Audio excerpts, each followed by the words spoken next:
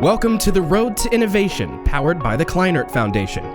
On each episode, we delve into innovative solutions to society's most pressing issues like sex trafficking, homelessness, and poverty. We hope that with each conversation, you'll be inspired to take actionable steps towards social change. Here's your host, Hannah Rabelais from the Kleinert Foundation. Welcome to the 7th episode of the Road to Innovation podcast powered by the Kleinert Foundation.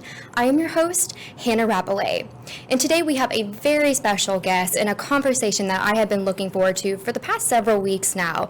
Please welcome Matthew Randazzo, President and CEO of the Dallas Foundation. Matthew, thank you so much for taking the time to sit with us. I'm just so excited to learn more about the incredible work you and your team are doing over at the Dallas Foundation. Thank you. I'm delighted to be here. Thanks for your time. Yes, of course. Well, before we kick off to the work that you're doing at the Dallas Foundation, I just want our audience to know you a little better. So if you can give me a brief summary of your background and what you've been doing before the Dallas Foundation. Yeah. Great, thank you. So I grew up on the west side of Detroit in a household that was filled with every ill of poverty. Food insecurity, housing insecurity, substance abuse, domestic violence. And in spite of that, I always had this wonderful, caring adult in my life at the right time. And I mention that because I think it's been so critical to the path that I've taken in trying to drive impact and really create more opportunities for kids and families who've grown up in poverty.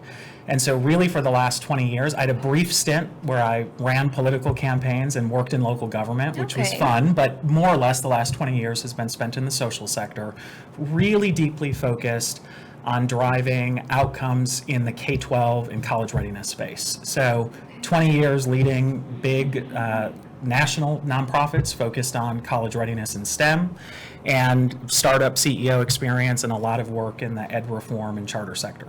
Wonderful. So what are some of the biggest lessons and challenges you learned during your past 20 years in various nonprofits? So I think, I think being a nonprofit leader is both similar and different from leading in other sectors, whether it be the public sector or the private sector. One thing that I think is consistent throughout all of those sectors is talent matters, and probably talent matters most. So as I think about this 20-year arc, I really invested heavily in finding the right members of the team and ensuring that they had the research and support that they need to thrive. One of my favorite things on LinkedIn, in fact, is this meme. It's a discussion between a CEO and a CFO.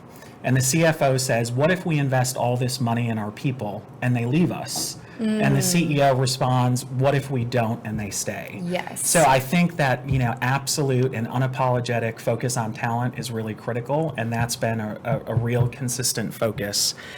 I think there's this other need, especially for the nonprofit sector, the social sector, is to really balance head and heart. I do think there are so many skills that we can apply from the private sector in terms of effectively managing a nonprofit organization, or effectively managing a philanthropy. But finding that right balance of head and heart is really critical to recruit people into your mission, to keep them engaged and accountable in the work. So that head-heart balance, I think, is a second area of learning over the course of the last 20 years. And I'll leave you with one last one, and that is just how critically important it is that you can differentiate the value proposition of your individual organization. Oftentimes, nonprofit leadership has felt like the Hunger Games, right? So there's all these nonprofits that are competing for limited resources, and we feel like we have to compete directly with others in the space. And I think that you can compete by differentiating yourself, bringing good data and outcomes data to conversations with funders, and just sharing how you are uniquely tackling one of the big challenges or opportunities in our community.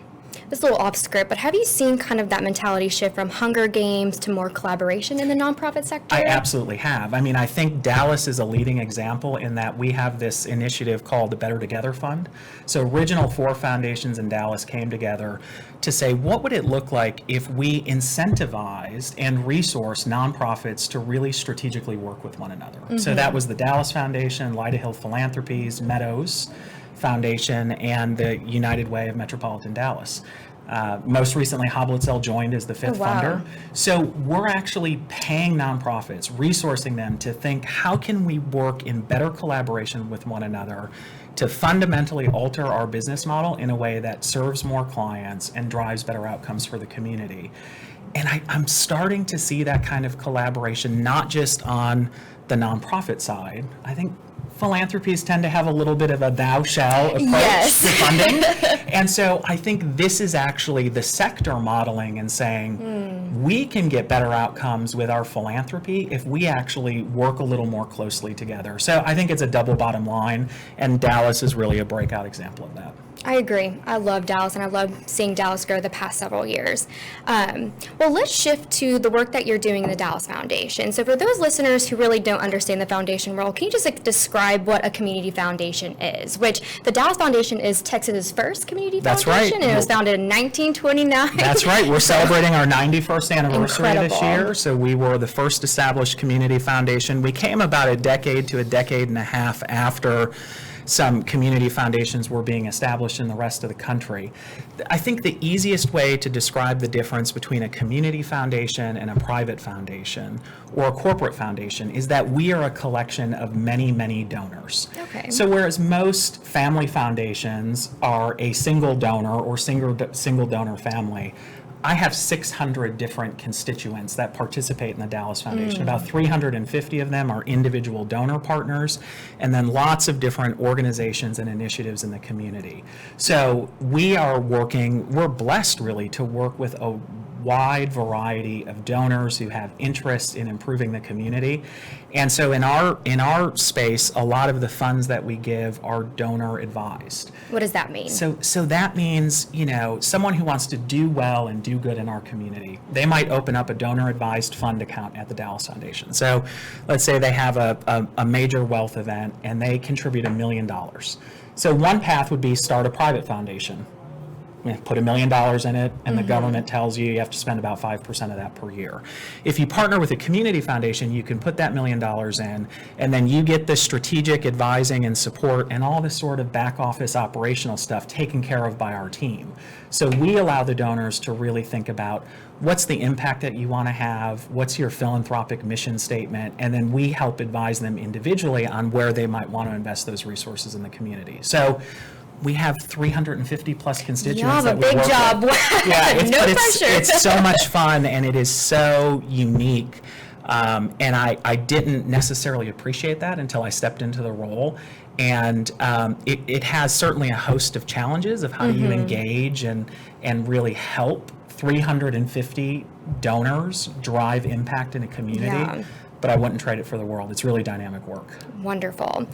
So what are the Dallas Foundation's initiatives, or better word, probably focus areas do y'all have? Yeah, so thank you for that question. So we have a pretty long history of focusing on issues related to early learning. For the past decade or so, we've really intensely focused our efforts around pre-K enrollment through third grade reading proficiency. So for many years, we focused our funding, our advocacy, our community leadership in that space. And as the organizations, so we're 91 years old, and I'm the second CEO at the foundation. So for our first, however many, nearly 60 years, we were volunteer run. We then had a single CEO in the seat for over 30 years. So I took this opportunity to step back and say, how do we honor the history and the last decade plus of work that we've led in this community, but stretch into something that still feels authentic, but really drives community impact. And so all that to say, our board recently adopted a new strategy themed around a strong and healthy start for Dallas families. To summarize that, we really want to help reduce intergenerational poverty and improve child well-being in this community. Specifically, we'll focus on a handful of issue areas. So we're going to look closely at the 0 to 3 high-quality childcare landscape. It's a crisis in this community. Yes, affordable childcare is very difficult to come by. It's difficult to come by. It's the quality is checkered at best. And here's what's crazy. I'll leave you with a crazy data point on this issue. About 90% of brain development happens by the age 5. Okay, so we know that in 0 to 5, kiddos' brains are developing, and it really sets them up for their future trajectory. Period, paragraph. In Dallas, a child care worker on average makes just over $10 an hour. If you work at a parking lot, if you work a valet line, on average you're making over $11 an hour plus tips.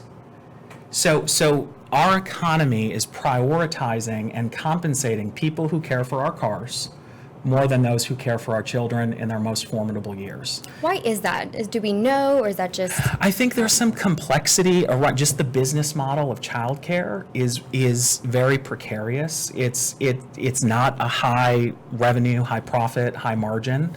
And so those childcare worker wages directly impact the sustainability and of the child care center itself. So there's a lot of complexity. So we're digging a lot into the 0 to 3 space. We're spending a lot of time examining family homelessness in this community. Yes. City of Dallas has about 10,000 homeless kids, depending on the count you take, but upwards of 10,000 homeless kids every night in our community that are couch surfing, that are sleeping in shelters, that are sleeping in cars, or sleeping by the night in motel rooms. I can't intellectually square how we can be the fastest growing MSA in the country, the 5th most generous MSA in the country. We have the highest number of open $100,000 plus jobs in any given month. We're among the top 10 in the community.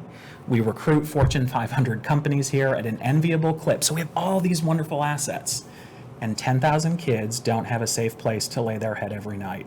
It's appalling, and it's something we can move the needle on. So that's the second area of focus. And the third is a focus on youth mental health, especially in ages 0 to 8. So very early in that spectrum, it's really about social emotional learning. But once kiddos start to transition to school and are in a setting, we know that if you are low income, if you are African American or Latino in this community, you're less likely to have access to youth mental health services. We know that you are often diagnosed late with any mental health challenges, and we know that that is a slippery slope to high school dropout and not being a productive part of the economy. So a very long answer. Wow. Those are the 3 things that we're intensely focused on moving the needle. Wow. Y'all have a lot of work ahead of you, and especially for you being a reasonably new CEO, especially the second in its history, and y'all been around for 90 years. So I want to ask you, foundations kind of tend to be seen not as innovative organizations, and this is the Road to Innovation podcast. So can you share like how the Dallas Foundation is going to be or is innovative? Yeah, so I appreciate that, and that's something that we're still wrestling with. I mean, a couple of things that come to mind immediately. One is, the primary model for community foundations across the country has been to serve as a nonprofit bank for well-intentioned folks with resources. And really for the first 75 to 90 years of the sector's history, we really were a nonprofit bank providing back office services to donors. Think of us as a charitable checkbook. And I think one of the things that our board and staff is really clear-eyed and unapologetic about is we think that the 21st century model for community philanthropy is how do we educate, activate, and even influence where and how our donors give, while ultimately honoring donor intent. Yes. So if you love companion animal welfares and puppies, and we are going to help you make the most impactful gift. But along the way, we want to be sure that you understand that 1 in 3 kids in our community lives in poverty. There are 10,000 homeless kids on the streets every night. So I think as crazy as it sounds, part of our innovation is really taking a step back to say, what's the impact that we want to help curate in this community? And how do we bring our donors alongside us in a really authentic way that gets them fired up about some of the big rock issues and opportunities in our community? So that's one example. The other example that I'll give, and this is not wildly unique to the Dallas Foundation, but we have a number of giving circles. So it's an opportunity for individual donors to come together, to collectively grant make, and to move the needle more, because it's a collection of many donors giving as opposed to a single donor giving. Sort of that collaboration theme we picked up on. So we've had a fund for many years, for decades, in fact, at the Dallas Foundation that has been focused on the well-being of the African American community. This was one of our first field of interest funds that was established back, I think, in the 1940s, Oh, if you wow. can imagine. And historically, what we have done and what any community foundation would do is we have an application, so nonprofits apply, and we have a committee of our board that diligently reviews all those applications and makes some funding decisions. And we had a bit of an aha moment this time last year where we saw the applications that came in and the organizations that applied, they're doing important work in our community. Let me be clear about that. But it felt like we weren't fully living up to our potential in helping to drive the kind of positive impact that those donors wanted within the African American community by having funds that were being distributed largely by no one of African American descent or background. So there's this expression you'll hear of not about us without us. And so we went to the board and said, look, we see a real opportunity to engage a group of African American donors and community leaders and to actually give them the opportunity to direct that philanthropy. Wow. Wouldn't it be amazing if folks from the community that were hoping to impact positively were at the table making decisions? So we just launched that this year. That's incredible. And that's innovative for our sector. Yes. But sort of like a no-brainer, right, as Well, you it's hear like, it. it's no-brainer, but Yeah. yes, it is very Yeah. innovative and kind of, a little out of everybody's comfort zone, I Yeah, feel a little like. edgy. I think we need to do that. I Yeah. think that is a real opportunity for us, and it's been fun.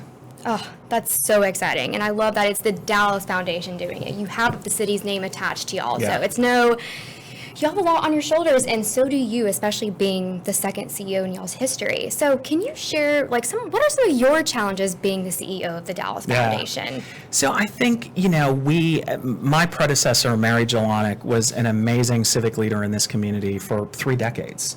And so it is really threading that needle of how do you honor 3 decades of her leadership and 90 years of this foundation's history in the community. How do you find that balance with also being, I'll say again, clear-eyed and unapologetic around the kind of impact that you want to have? So at times, things that I thought were evolutionary maybe felt revolutionary to our staff and some of our donors. So it's always finding that right balance. Change is hard. Change for a 90-year-old institution may be a little bit harder than for us as individuals. So I think that's been a real challenge. And I think both the challenge and opportunity of working with 350 individual donors. As you can imagine, these are very smart, successful, accomplished folks, all of whom have their own point of view, all of whom have their own personal passions and interests. So how do you honor that?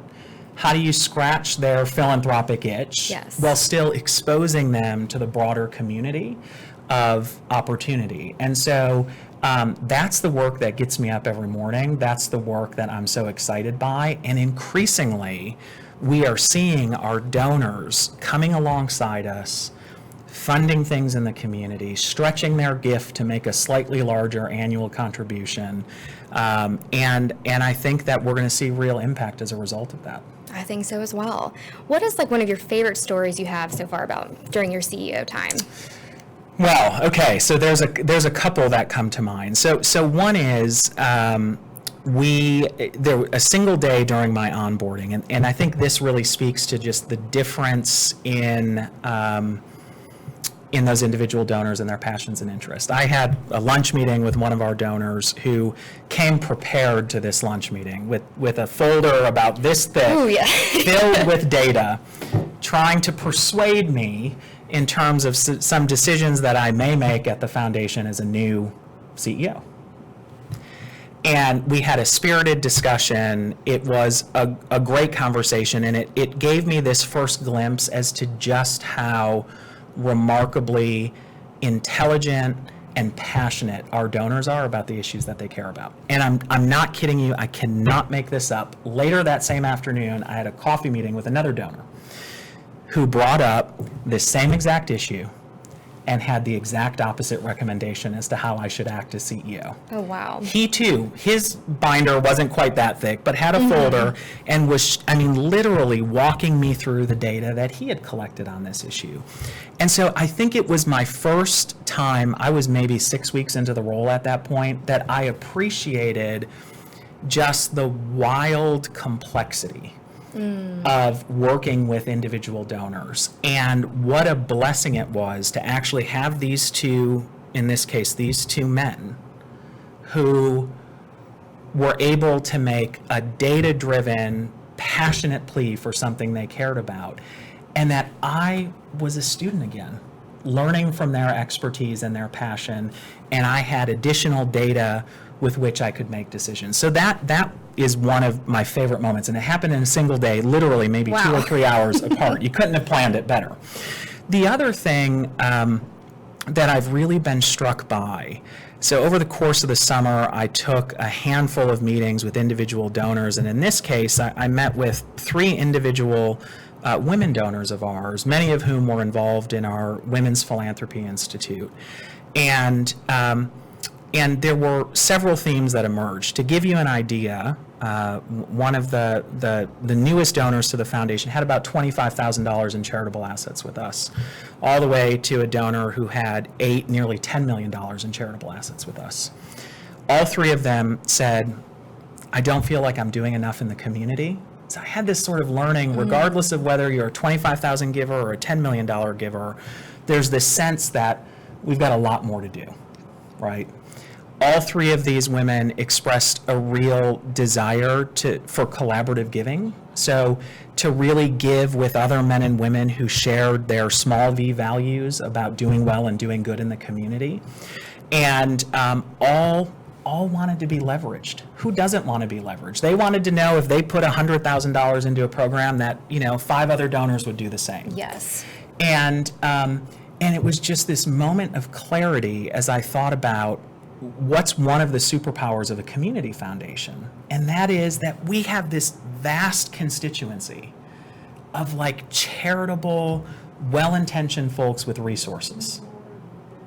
And so what could it look like if we actually brought them together and we actually, again, educated, activated, and really influenced where they were giving? And so those 2 moments were both within about my first year in the role.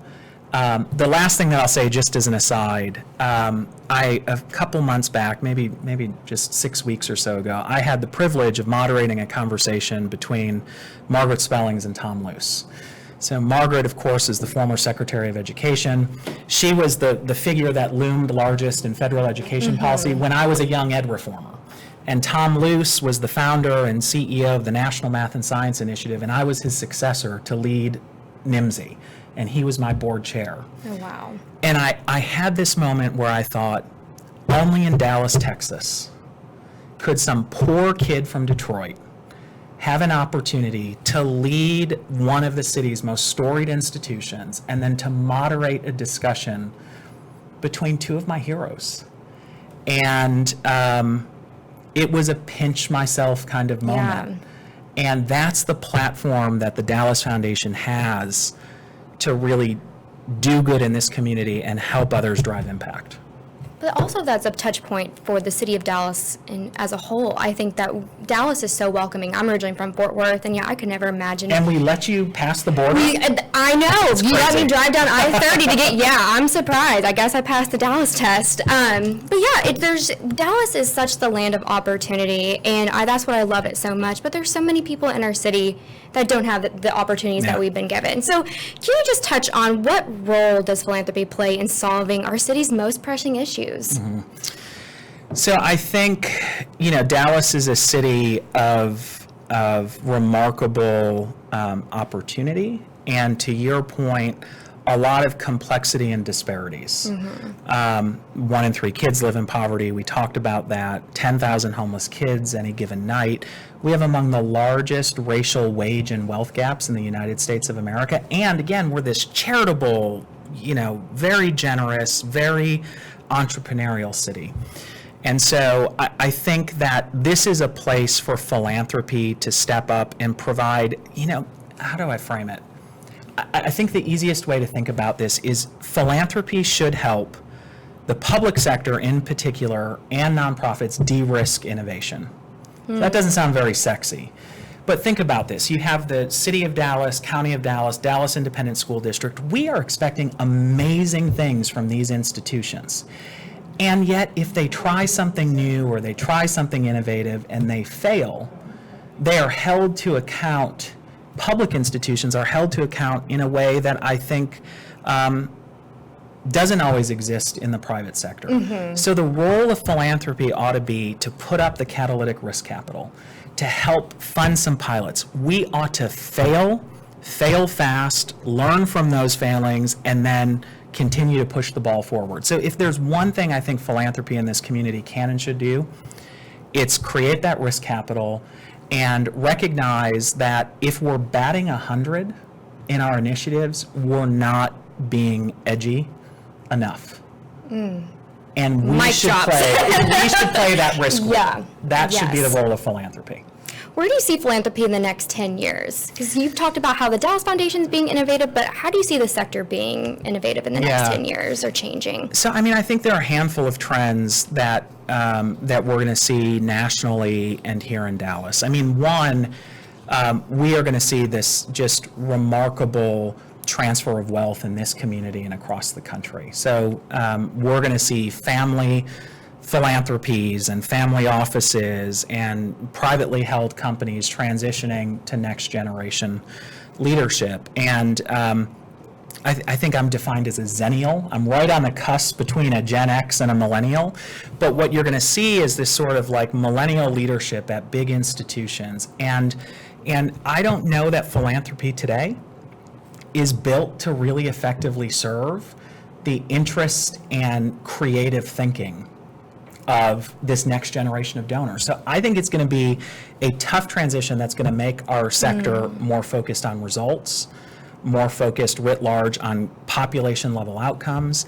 I think we're going to do a lot more impact investing in this community than we are just traditional grant making. What is impact investing for those who are listening that don't know? So I liken it as it's alternative ways to invest your philanthropic dollars, and that could mean you're providing working capital or a low interest or no interest loan.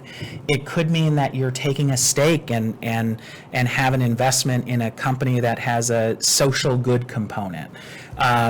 It could be that you're taking the first risk position in a loan deal for a nonprofit that needs to build a new headquarters. It's all the different ways that you can put philanthropic capital to use that isn't about just writing a grant one time that we're going to give to a very deserving organization and never get back. And I think you're going to see some of these trends happening in philanthropy. I think you're going to see a hell of a lot more collaboration among the city's philanthropies. I mentioned the Better Together collaboration, but what we are seeing is, smaller family foundations, what are coined as single issue charities, which is an absolute misnomer, but organizations like the Texas Women's Foundation or the Catholic Foundation, the Jewish Foundation, Communities Foundation of Texas, Dallas Foundation, all of these institutions thinking how we can more effectively drive community impact and what does that mean to collaborate with family offices and with some of the big institutional funders like Meadows or Rainwater. So I think that's a real upward trend. And then the last thing that I hope we see, and I'm going out on my skis here because Dallas is a bit of a party philanthropy kind of town. Yes. We like our luncheons. Luncheon season is coming up. It's coming up. We have, lots of black tie events that, are focused on child poverty by having some ridiculous theme. That's sort of who we are. Yes. And I think my biggest hope is that as a sector, philanthropy in this community better balances relationships and results. Relationships matter. We're principally in the relationship business with 350 fund holders. But really thinking about what are the outcomes we're trying to curate in this community, how are we setting the table for kids in poverty and families in poverty to reach their fullest potential, how are we focused on outcomes more than inputs. I think that is my aspirational hope for this community in the next decade, and it's going to be hard to stretch into that. And some of us already think we're doing that, and we may be. Yeah. But that's my biggest hope in the next decade. How do you think we get people to make that shift from like the luncheons to actually the more relationships that we were just talking about? Yeah, I think it's a few things. I think as funders, it is always having that balance of head and heart. It's really expecting our grantees to lead with data. It's expecting our grantees to have a logic model or theory of change and action that actually sort of creates the outcomes. It's rewarding those organizations that are moving the needle most in a measurable way. It's creating a culture of accountability within the philanthropic sector, not just demanding it from our grantees. Yes. I think all of those are critical steps to bridging to a more impact or outcome-focused philanthropy in this city. And I think it's going to take the bravery of some of the city's biggest individual donors to say, I'm happy to support you at the $25,000, $50,000, or $100,000 level, and I don't want to sponsor your event. I don't want tables or tickets. I want every dollar of that money invested in proven programs that are moving the needle in our community. And I think that's one of the biggest shifts that can be made. Do you think it's going to be the millennials who kind of drive that, or are you seeing that in Gen Z? Are you seeing that in boomers? Yeah. Like So it's interesting. I mean, I think not knowing the generation framing, what I've noticed with our donors is that especially, and I'm painting with a broad brush here, but those donors that are age 50 and under, I think are generally more focused on impact and outcomes, or they lead with that. And I think some of our older donors may lead with relationships, right? And they're going to an event because a close friend of theirs is co-chairing it. And those are important relational things, right? You go to something because, I bought a ticket to something you hosted. So I do think there's a little bit of a trend that I'm noticing with some of our younger donors. But I think with millennial givers in particular, and those that we have at the foundation, they want to know that their investments are driving impact and outcome, but they also want to be relatively hands-on. Yes. And hands-on isn't being the event chair for the gala. It's really contributing their talent and their energy in a way that is improving outcomes. And I just think that's going to be a big shift for the nonprofit sector as we see that transfer of wealth. It's not to say we'll always have galas and we'll always have luncheons, and they have a place in this community without a doubt. But I think a lot of nonprofit leaders are going to be pushed pretty hard when their boards get a little bit younger, and when their donors lead with results versus leading with relationships. Do you think nonprofits are ready for that shift or wanting that shift? I think they want it. I mean, I don't know how many of them would raise their hand in a public setting, but I have this conversation often. Yeah. And I was having it recently with a collection, 3 or 4 executive directors that we were hosting to talk about childcare and child well-being.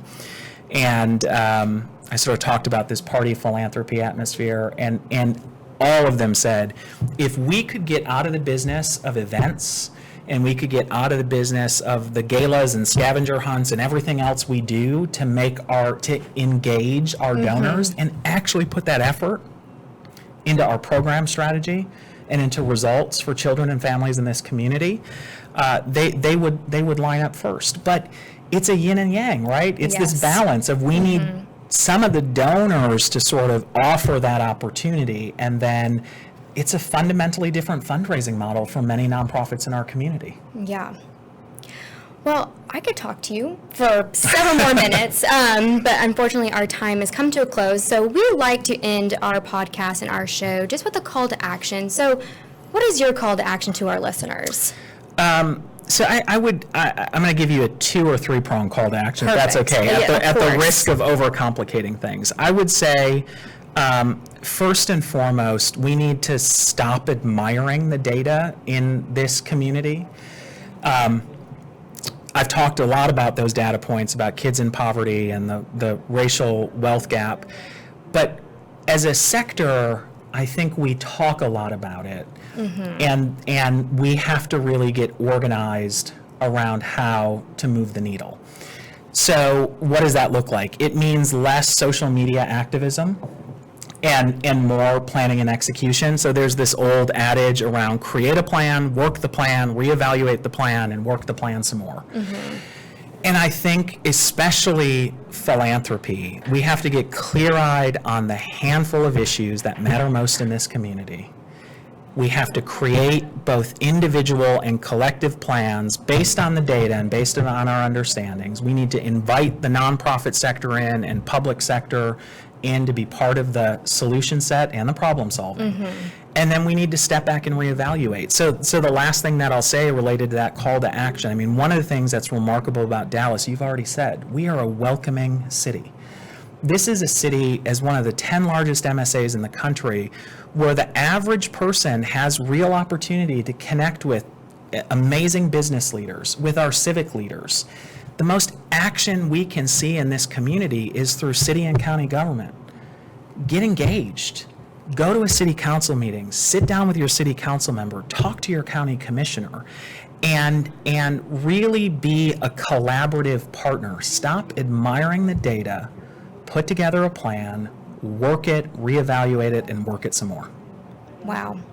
Well, thank you so much, Matthew, for your leadership, and I look forward to being in this sector with you and leading the charge, and I just hope our listeners got so much out of this. I know they will. So where can we find more information about the Dallas Foundation? So easiest way is to just go to dallasfoundation.org. We have lots of information about our initiatives and our work, and we certainly always invite anyone to pick up the phone, stop by the office, and just be in partnership with us, whatever that looks like. It's going to take everybody. That's right. Thank you so much, Matthew. And then thank you so much for listening to this episode of The Road to Innovation powered by the Kleinert Foundation. Have a wonderful day. Thank you.